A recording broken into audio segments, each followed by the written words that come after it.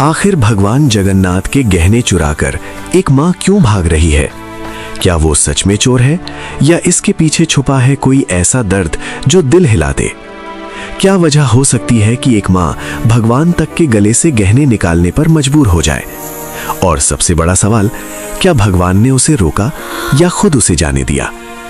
दोस्तों, इस कहानी में छुपा है एक ऐसा रहस्य जो आपकी सोच बदल देगा।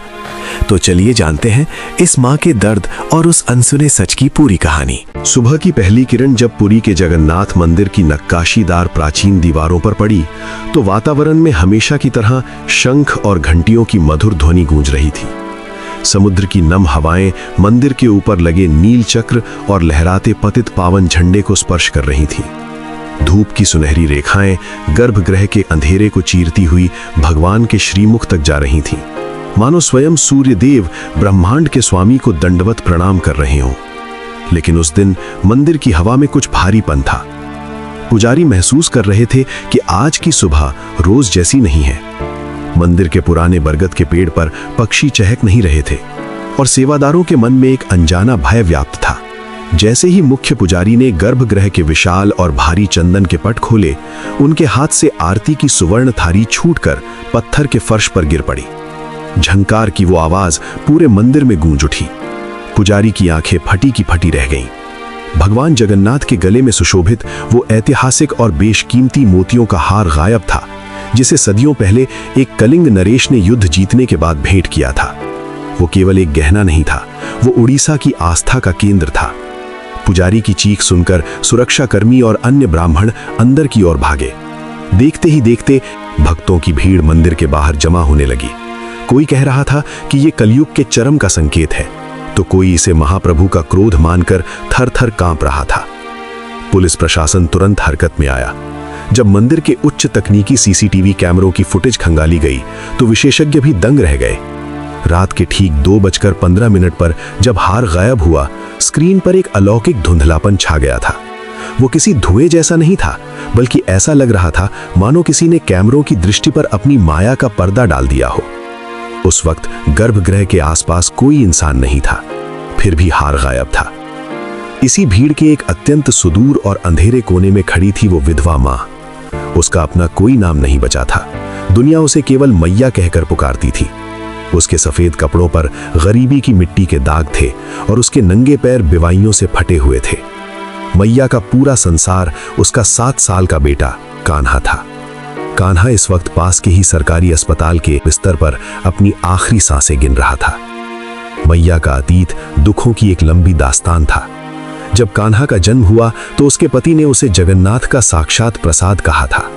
लेकिन नियति का क्रूर खेल देखिए, एक नाव दुर्घटना में उसके पति को समुद्र ने छीन लिया। समाज ने सहानुभूति दिखाने के बजाय मैया को ही अपशकुन का ठप्पा लगाकर घर से बाहर निकाल दिया। मैया ने हार नहीं मानी। उसने घरों में बर्तन मांजे, खेतों में कड़ी धूप में पत्थर तोड़े और अपनी भूख को मारकर कान्हा के लिए एक एक निवाला जोड़ा। वो चाहती थी कि कान्हा पढ़ लिखकर बड़ा आदमी बने, लेकिन गरीबी ने उसे हर मोड़ पर पछाड़ा और आज वही कान्हा एक गंभीर हृदय रोग से जूझ रहा था। अस्पताल के उस गलियारे में जहां मौत और उम्मीद के बीच केवल एक पतली सी दीवार थी, मैया डॉक्टर के केबिन के बाहर हाथ जोड़े खड़ी थी। डॉक्टर ने चश्मा उतारकर मेज पर रखा और एक लंबी सांस लेते हुए कहा, मैया, मैं तुम्हें और दिलासा नहीं दे सकता। कान्हा के दिल के पास का संक्रमण बढ़ता जा रहा है। आज रात के 3 बजे तक का समय बहुत नाजुक है। अगर तब तक ऑपरेशन शुरू नहीं हुआ तो हम उसे खो देंगे। मैया के पैरों तले जमीन खिसक गई। उसने कांपते हुए पूछा, साहब, कितना खर्चा आएगा? डॉक्टर ने फाइल बंद करते हुए धीमी आवाज में कहा, कम से कम 5 लाख रुपए। अस्पताल की फीस, दवाइयां और बाहर से आने वाले विशेषज्ञ डॉक्टरों का खर्च मिलाकर इतना तो लगेगा ही। मैं जानता हूं तुम्हारे पास पैसे नहीं हैं, इसलिए मेरी मानो तो इसे घर ले जाओ और इसकी अंतिम सेवा करो। चमत्कार ही अब इसे बचा सकता है। मैया अस्पताल के फर्श पर वहीं बैठ गई। उसकी आंखों के सामने कान्हा का मुस्कुराता चेहरा घूमने लगा। उसे याद आया कि कैसे कान्हा अपनी टूटी हुई साइकिल चलाने की जिद करता था और कैसे वो उसे जगन्नाथ जी की कहानियां सुनाकर सुलाती थी। वो उठी और पागलों की तरह शहर की ओर भागी। वो उस रईस सेठ मक्खन लाल के दरवाजे पर पहुंची, जिसके यहाँ उसने 10 सालों तक झाड़ू पोछा किया था। सेठ की बेटी की सगाई थी। पूरी हवेली रोशनी से जगमगा रही थी। मैया ने सेठ के पैर पकड़ लिए और रोते हुए कहा, मालिक, मेरा बच्चा मर रहा है। मुझे अपनी पूरी जिंदगी की पगार पेशगी दे दीजिए। मैं मरते दम तक आपके यहाँ बंधुआ मजदूरी करूंगी।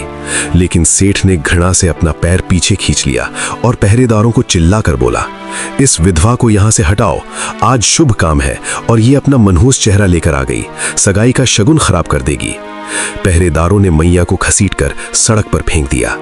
मैया का सर पत्थर से टकराया और खून बहने लगा, लेकिन उसे दर्द का एहसास नहीं था। उसे तो बस कान्हा की उखड़ती सांसों की आवाज सुनाई दे रही थी।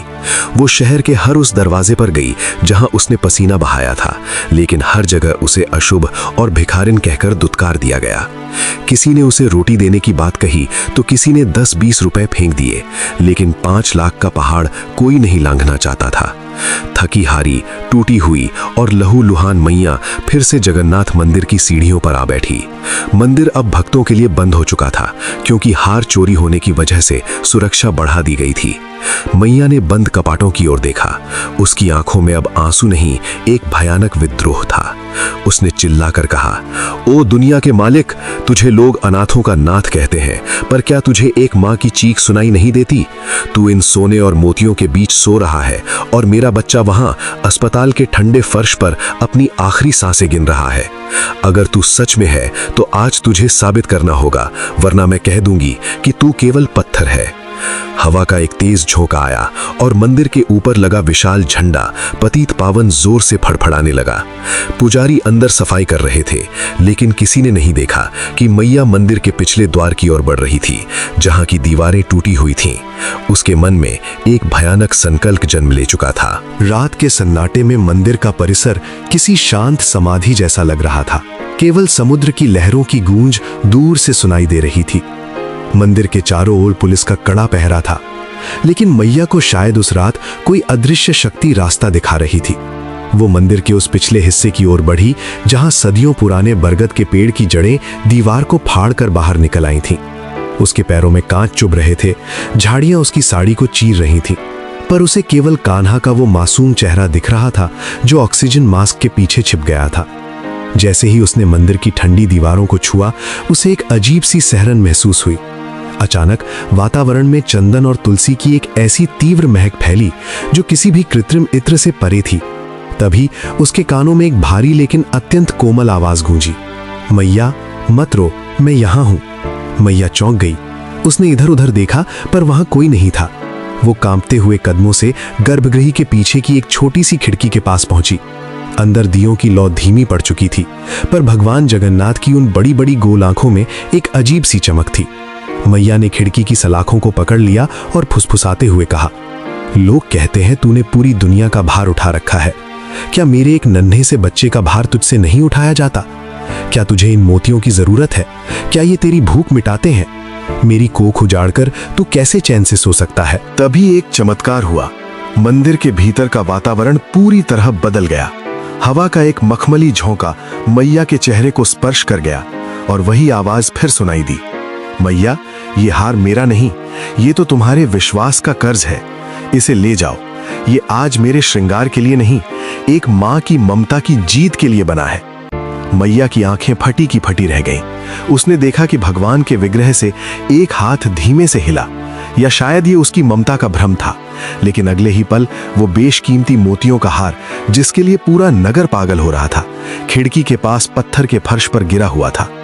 मैया का शरीर कांप रहा था। उसके मन में एक तरफ चोरी का पाप था और दूसरी तरफ ममता का धर्म। उसने कांपते हाथों से उस हार को उठाया। जैसे ही हार उसकी हथेलियों पर आया, उसे लगा जैसे कोई शीतल अग्नि उसके भीतर समा गई हो। उसने हार को अपनी फटी हुई साड़ी के पल्लू में कसकर बांधा और पीछे की ओर मुड़ी। तभी मंदिर का विशाल मुख्य घंटा, जिसे हिलाने के लिए 2 पुरुषों की शक्ति चाहिए होती थी, अपने आप टन टन करके 2 बार बज उठा। पहरेदार चौंक कर जगे। कौन है वहां, कौन है की आवाजें आई। टॉर्च की रोशनी चारों ओर घूमने लगी। मैया परछाइयों की तरह दीवारों से चिपक कर भागने लगी। वो गिरते पड़ते मंदिर की सीमा से बाहर निकली और सीधे शहर के उस इलाके की ओर दौड़ी जहां बनवारी लाल जौहरी की दुकान थी। बनवारी लाल शहर का सबसे लालची और शातिर जौहरी माना जाता था। रात के 2 बज रहे थे। मैया ने उसकी दुकान का शटर जोर जोर से पीटना शुरू कर दिया। बनवारी लाल ऊपर की मंजिल से चिल्लाया, कौन है इस वक्त, मरने की जल्दी है क्या? लेकिन जैसे ही उसने नीचे आकर शटर खोला और मैया के हाथ में वो दिव्य हार देखा, उसकी आंखें लालच से चमक उठीं। उसे पता था कि ये मंदिर का गायब हुआ हार है, पर उसने सोचा कि इस बेबस औरत को 2-4 हजार देकर करोड़ों का माल दबा लेगा। उसने मैया से कहा, ये तो नकली है, पर तेरी हालत देखकर मैं इसके 5 लाख रुपए दे दूंगा, पर याद रखना अगर पुलिस को बताया तो तुझे जेल भिजवा दूंगा। मैया ने बिना कुछ सोचे पैसे लिए और अस्पताल की ओर भागी। उसे नहीं पता था कि उसने अपनी आत्मा का सौदा किया है या ईश्वर से कर्ज लिया है। उसे तो बस कान्हा की धड़कनें वापस चाहिए थी। अस्पताल के कैश काउंटर पर पहुंची। उसने नोटों की वो गड्डियां काउंटर पर पटक दी और चिल्लाई, साहब ये रहे पैसे, मेरे बच्चे को बचा लो, उसे अभी ऑपरेशन थिएटर ले जाओ। अस्पताल का स्टाफ और वहां मौजूद लोग दंग थे कि एक फटेहाल औरत के पास इतनी बड़ी रकम अचानक कहां से आई। किसी ने पुलिस को फोन करने की सोची, लेकिन डॉक्टर ने समय की नजाकत को देखते हुए हस्तक्षेप किया। उन्होंने कहा, पैसे कहां से आए ये बात की बात है, पहले बच्चे की जान बचाना मेरा धर्म है। कान्हा को तुरंत ऑपरेशन थिएटर में ले जाया गया। बाहर गलियारे में मैया अकेली ठंडी जमीन पर बैठ गई। ऑपरेशन थिएटर की लाल लाइट जल रही थी जो किसी खतरे के निशान जैसी लग रही थी। मैया ने अपना सर घुटनों में छिपा लिया और रोते हुए खुद से कहने लगी, हे महाप्रभु, मैं चोर हूं, मैंने आपके घर में सेंध लगाई, पर क्या करूं, एक माँ अपने बच्चे को मरते कैसे देख सकती थी। जब मेरा कान्हा ठीक हो जाएगा तो आप मुझे जो सजा देना चाहे दे देना, मैं हंसते हंसते फांसी चढ़ जाऊंगी। उसी समय ऑपरेशन थिएटर के अंदर एक ऐसी घटना घट रही थी जिसे विज्ञान कभी नहीं समझा पाएगा।